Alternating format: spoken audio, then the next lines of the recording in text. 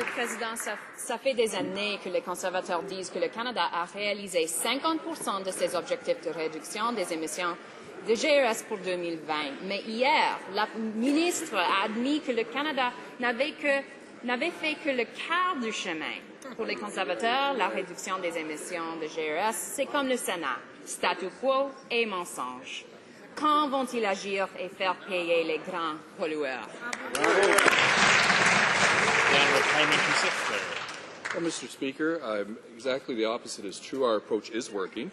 Thanks to our actions, carbon emissions will actually go down close to 130 megatons from what they would have been under the Liberals.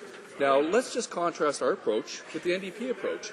What their approach would be a $20 billion carbon tax. So let's take a look at what this would do to hard-working Canadian families. It would be a tax on electricity, a tax on transportation, a tax on heating, their homes, a tax on clothes and groceries for their kids, and the list goes on, Mr. Speaker. What we know is our approach is working, and Canadians don't want a $20 billion carbon tax from the NDP. The Honourable Member for Halifax. Well, that hot air from the parliamentary secretary isn't going to help us reduce emissions. Now, you'd think that if a past environment minister had to make up numbers to prove to the world that Canada's taking action on climate change, you'd think that the present one would actually act. But instead, the minister's most notable contribution to her first climate change conference, well, it was to demotivate global action on climate change. So much so that civil society walked out of the talks today. Do the Conservatives understand that it's their actions that made the international community leave those talks? The Honourable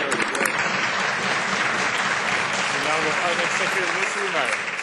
Again, Mr. Speaker, the opposite's true. Our government has taken a leadership role to international climate change efforts, and we have been clear that any international agreement must be fair and effective and include commitments by all major emitters. That being said, Mr. Speaker, Canadians will be proud to know that our leadership on the world stage is being recognized by our international partners. Just yesterday, after concluding Canada's national statement at COP19, the minister was approached by Angola, who personally thanked her for Canada's effort.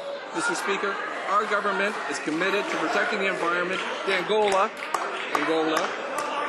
but we're committed, Mr. Speaker, and we'll get results without